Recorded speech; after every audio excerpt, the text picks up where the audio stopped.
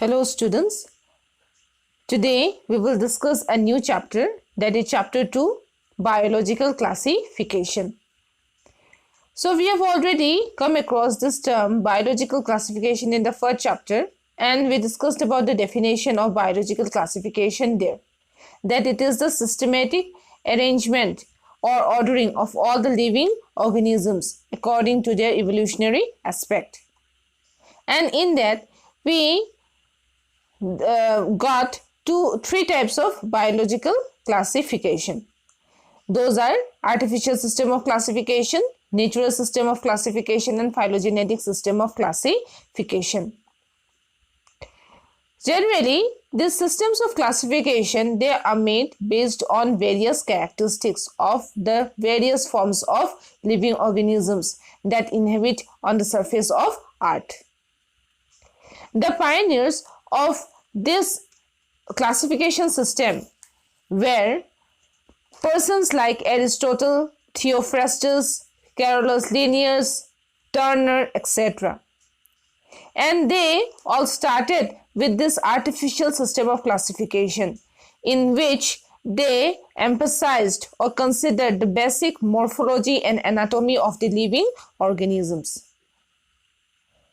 But as science advanced or as science progressed, many other instruments began to be available for various scientific studies.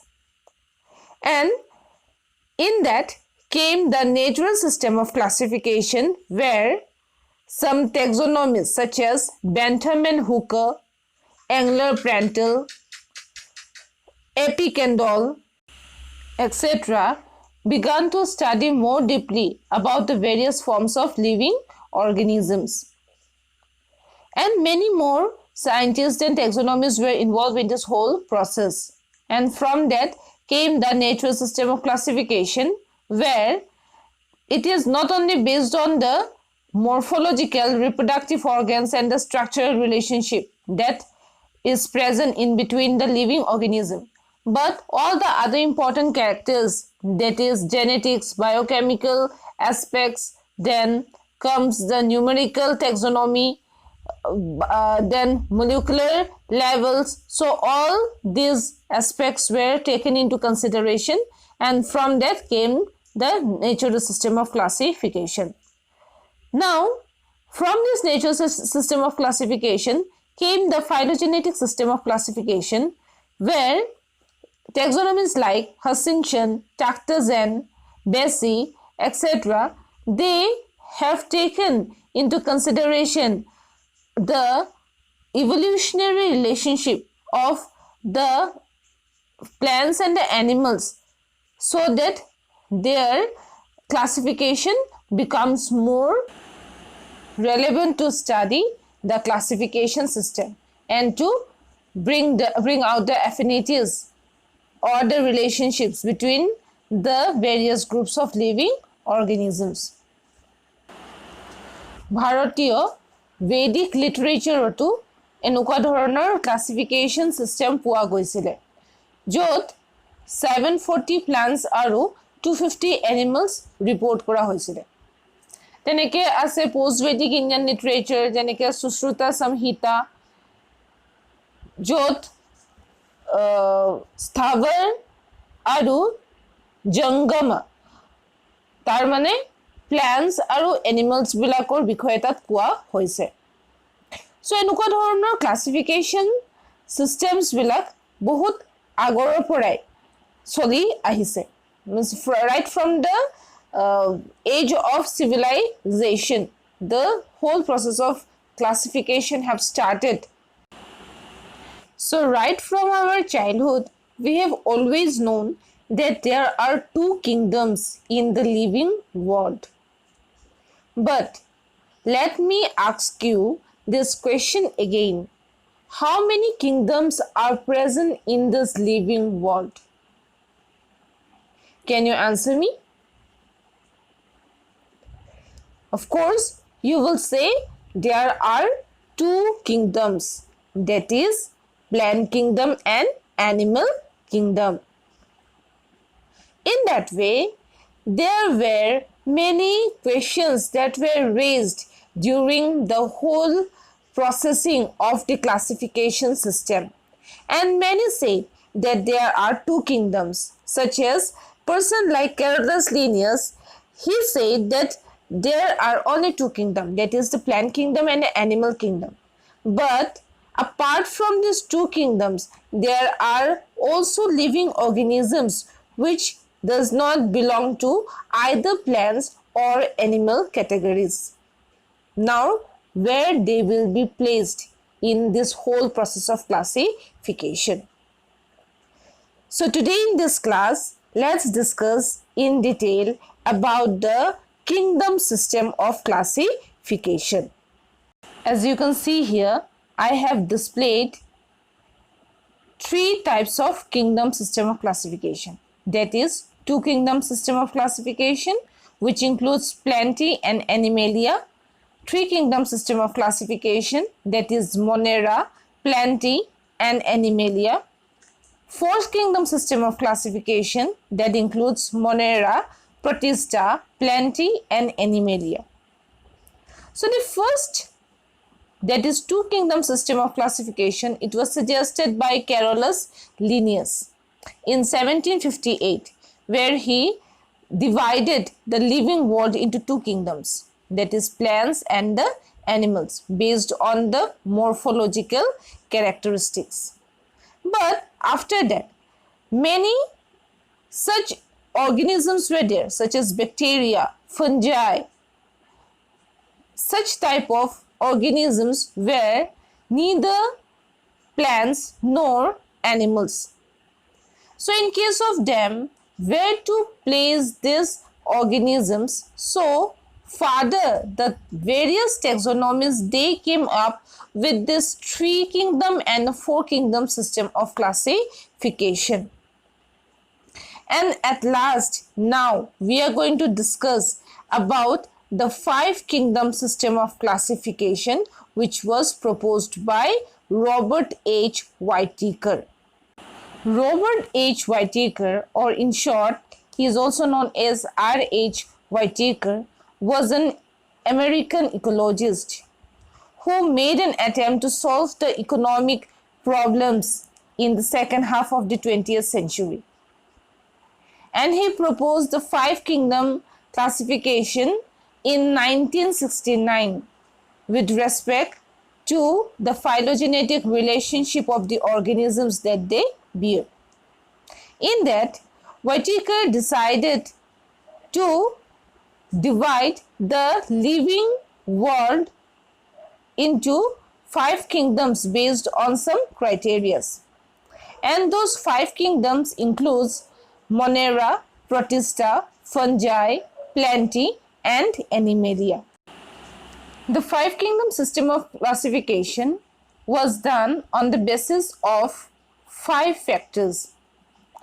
And these five factors that R. H. Whitaker had taken into account were the structure of the cell. Now, the structure of the cell, it can be of two types based on the presence and absence of the true nucleus. That is, when the nucleus is not well defined, then it is called as a prokaryotic cell, and when the nucleus is a defined structure within the cell, then it is called a eukaryotic cell. So the living organisms can be either prokaryotic or eukaryotic by their cell structure. Then the second factor is the body structure. The organisms can be either unicellular or multicellular. And if it is multicellular, then they can be multicellular complex. Then comes the third character or third factor, and the third factor is the mode of nutrition. So Whitaker classified the organisms on the basis of the mode of nutrition. That is, we know that there are two types of nutrition, autotrophic and the heterotrophic nutrition. In autotrophic nutrition, it can be of two types. It can be chemosynthetic or it can be photosynthetic. Whereas in case of heterotrophic type of nutrition, they can be of three types, that is holozoic, saprophytic and parasitic. Then comes the fourth character, that is phylogenetic relationship. So phylogeny is the evolutionary history of an organism, or it is the lineage of a particular organism with the ancestral form. So which gives us a very true relevance of classification, and therefore the phylogenetic genetic relationship of organisms alone are the index of the true kinship, and such relationships can have a very important aspect in the whole system of classification. And lastly comes the types of reproduction that the living organisms undergo. So there are, we know, two types of reproduction mainly, that is asexual reproduction and sexual reproduction. Therefore, R.H. Whitaker had taken these 5 factors mainly into consideration while discussing about or while classifying the kingdoms in the living world. Now let's discuss why this 5 kingdom system of classification is mostly accepted. We can say that this is the justifications for the 5 kingdom classification system which lead to the present day taxonomies to accept this 5 kingdom system. The first justification is that many taxonomists, they raised a question that where organisms like bacteria, fungi, etc. will be kept.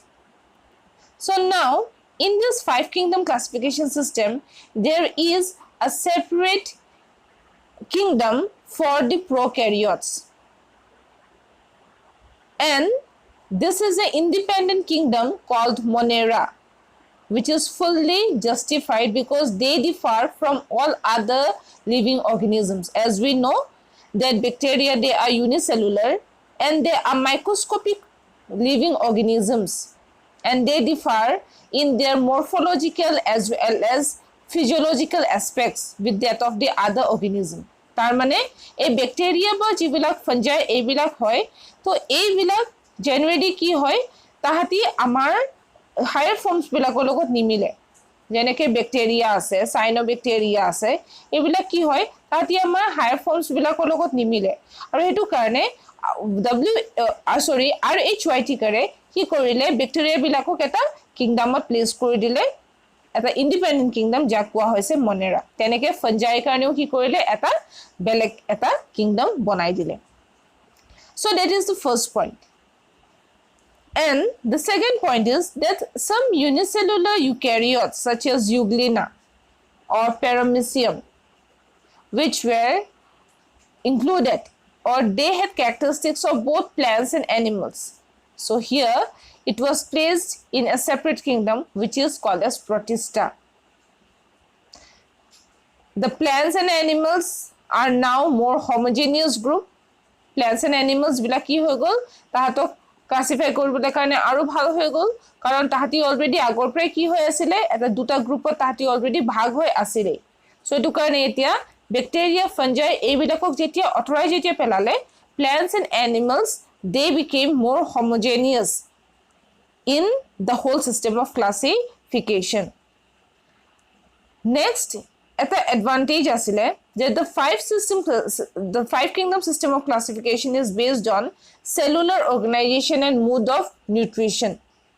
So ইয়াৰ যেটো তাৰ mode of nutrition আৰু যেটো cellular organization আছে যেনেকৈ এতিয়া unicellular হওক বা multicellular হওক or prokaryote hog বা eukaryote hog, so this was taken into consideration and most importantly the phylogenetic relationship, so that was quite reasonable and it indicates the gradual evolution of the living organism into plants and animals. We know that the process of evolution, it always took place from the simple ones to the complex ones, and a system of classification to তাতো কেনেকে এতিয়া arrange কৰিছে according to their body structure or their cell structure from the simple ones to the complex ones. Now let's come to the first kingdom, Monera. Monera, this includes all the unicellular prokaryotic microorganisms. Now let's see what are the characteristics of the kingdom Monera.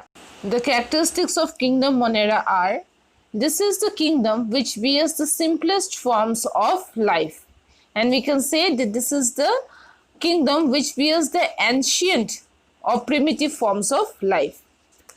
The kingdom Monera includes members like Archaeobacteria, Eubacteria, Cyanobacteria, Mycoplasma, Actinomycetes, etc. They are unicellular prokaryotic organisms, and the cell wall is made up of peptidoglycan.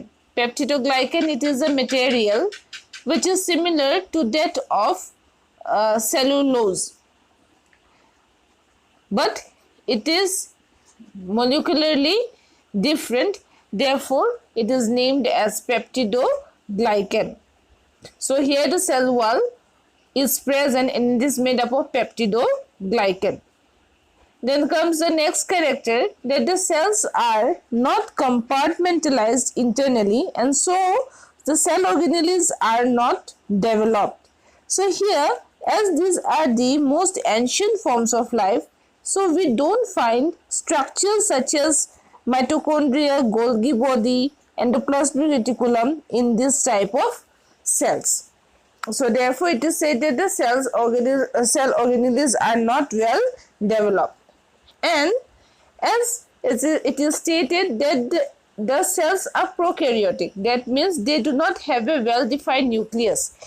Nucleus, it is generally bounded by a nuclear membrane which encloses the genetic material of a cell. So here the genetic material is naked, as there is no membrane bound nucleus, and it forms a cytoplasmic mass called as nuclei. So they do not have the true nucleus, but they have a structure which is called as nucleate, which holds the genetic material. That means we can say that they have the linear DNA. So these are some basic characteristics of the kingdom Monera. So in this kingdom, we are going to discuss about few members in details, and today we are going to discuss the first member, which is called as Archaeobacteria. Now let's discuss about the general characteristics of Archaeobacteria. So Archaeobacteria are the most primitive unicellular prokaryotes which have evolved immediately after the evolution of the first life. So as we know that Archaeobacteria, they belong to the kingdom Monera. So definitely this character will be same, that they are unicellular and prokaryote. And they are called to be the most primitive living organism on the surface of earth. Therefore, they are also regarded as the living fossil. The second characteristics, which is the absence of peptidoglycan in their cell wall. So generally their cell wall is not a well-developed structure, unlike the other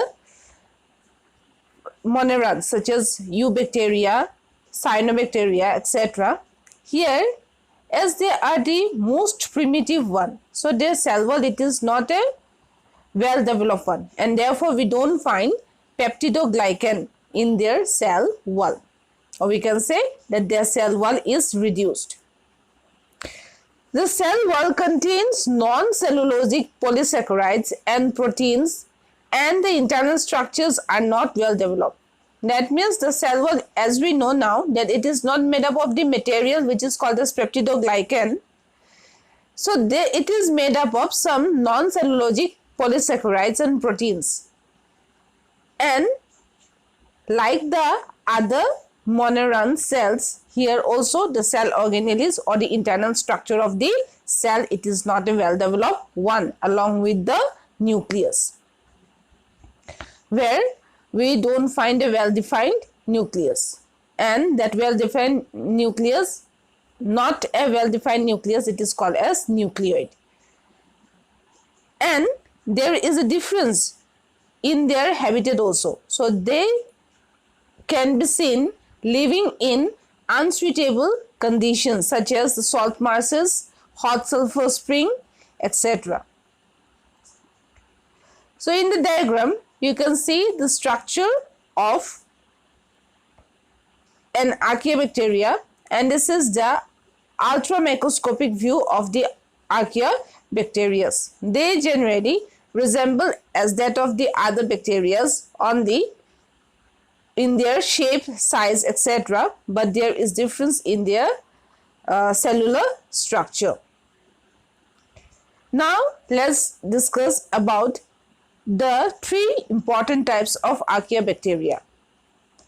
The three important types of Archaeobacteria are methanogen, halophiles, and thermoacidophiles. Based on the habitat, these Archaeobacteria are divided, and so the special characteristics of these methanogens are they are obligate anaerobes and occurs in marshy areas. So they are generally seen to occur in marshes and swamps, and their mode of nutrition is obligate anaerobes. Anaerobes, that means what? Their mode of respiration is in the absence of oxygen, and in that they are generally responsible for decomposing the products.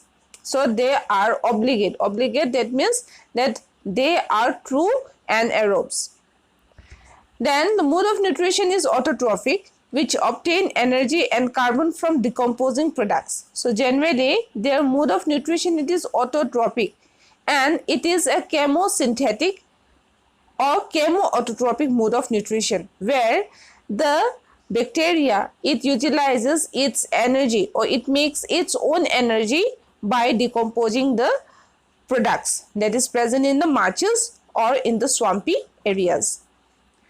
So they are generally of economic importance, that is the commercially they are used in the production of methane and fuel gas inside gobar gas plant. Example, Methanobacterium, Methanococcus. So they are generally found in the gobar gas plant, where these are some plants where biogas is being produced.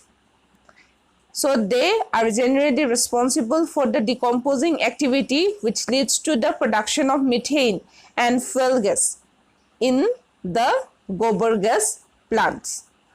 And lastly, some methanogenic bacteria are helpful for digestion of the cellulose in case of ruminant animals. Now, which are ruminant animals? Those animals which feeds on grasses or plants. So generally we know that the plant cell wall, it is made up of cellulose. So cellulose, it is a much bigger carbohydrate than that of starch, and it becomes difficult for the herbivores to digest the cellulose in their intestine. Therefore, these Archaeobacteria are also present in the intestine of the herbivorous animals such as cow, goat, etc., which helps in breaking down the cellulose in their intestine. Next comes the special characters of halophiles. They are aerobic chemoheterotrophs or facultative anaerobes. They are generally heterotrophic in their mode of nutrition. That means they cannot prepare their own food, but for deriving energy, they needs oxygen, or they can respire on it in the presence of oxygen, or they can be also anaerobes. And it is called as facultative anaerobes because they can survive or they can respire in both the conditions, that is in the presence of oxygen and also in the absence of oxygen. The next is the cell membrane produces red carotenoids pigment for protection against UV radiation. So they have a special carotenoid pigment in their cell membrane that helps them against the UV radiation. Their habitat is generally in salt beds, salt marshes, etc., and they commonly occurs in pickles. So in the picture you can see this is the homemade pickle, and we know that we use lots of salts in the pickles, and the taste it gets enhanced when we keep the pickles for a longer period of time, and this is because of the presence of Archaea bacteria, which are halophiles. They are salt loving. And the examples of such halophiles are Halobacterium and Halococcus. The last type of Archaeobacteria are thermoacidophile. They have this dual ability to tolerate high temperature and high acidity. The word thermoacidophiles, it means temperature and acid loving. Philes, it means loving. So that is why they have this dual ability to tolerate both high temperature and high acidity, and that is why they are generally found to live in hot sulfur springs. In Assam also there is a hot sulfur spring which is in the Garampani Reserve Forest. So there the water, it is warm, and in many places generally the water level it also goes around 92 to 100 degree centigrade in the hot sulfur springs, and these bacteria they are generally found to inhabit in such type of places. So in the picture you can see such a hot sulfur spring. So these bacteria are chemosynthetic. That is, they obtain energy for synthesis of food from oxidizing sulfur. So bacteria, they have generally two modes of nutrition. One is chemosynthetic one and the other one is photosynthetic one. And these archaeobacteria, they generally have this chemosynthetic mode of nutrition where they utilizes inorganic substances to make their food and to obtain energy from those food. So these are the different types of archaeobacteria that we have studied today. With this, we come to the end of this class, and before wrapping up the class, let me give you a quick revision of today's class. So in today's class, at first we discussed about the types of biological system. Then we discussed about the kingdom system of classification, and in that we came up with the 5 kingdom system of classification. And those 5 kingdom system of classifications are Monera, Protista, Fungi, Plantae and Animalia, which was proposed by R.H. Whitaker. And in that we discussed the first kingdom, that is the Monerans. Thank you.